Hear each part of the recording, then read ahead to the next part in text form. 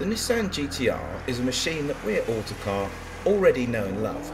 In many ways, it's the supercar bargain of the modern era, with enough performance to frazzle most Ferraris, but at a fraction of the cost of a car from Maranello.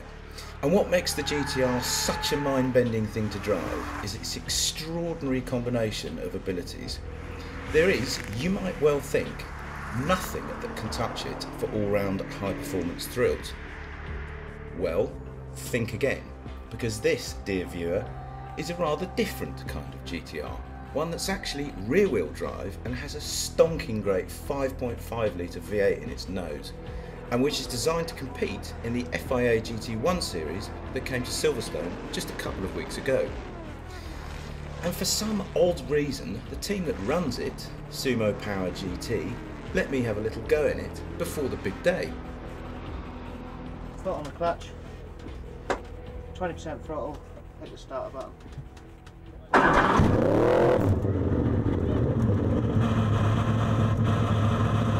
I tell you, the number of things that go through your mind at this point in time is incredible. To begin with, I just wanted to find out what the pedal response was like from the carbon ceramic discs, and just to get a bit more used to the sequential gearbox.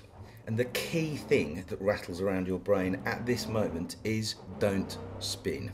So anyway, after a lap or so, I got a bit more used to the car, at which point I began to realise that despite the 600 bhp, the 1250 kilogram curb weight, and its £500,000 price, the Sumo GT-R isn't actually the monster you'd expect it to be.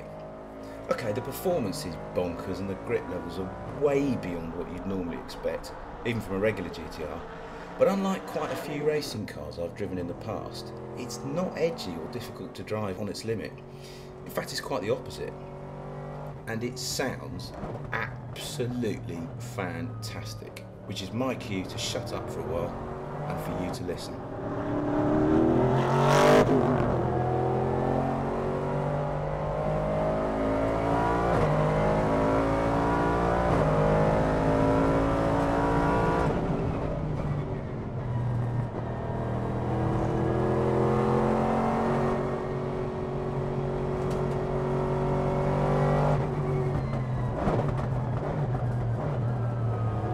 Gearbox is really sweet on this car. You need no clutch on the way up and just a very small, well-timed blip on the throttle on the way down. But I think maybe the most impressive thing of all, more so than the performance, more so than the noise, both of which are absolutely outrageous, are the brakes. The way this car just stands on its nose and stops, even from 160 miles an hour at the end of the Hangar Straight, is just incredible. And I guess in the end, that's what makes these cars so good to race, because you really can see yourself sending one up the inside of another car without kind of worrying too much about falling off. Although there is a fine line, of course, over which you mustn't tread.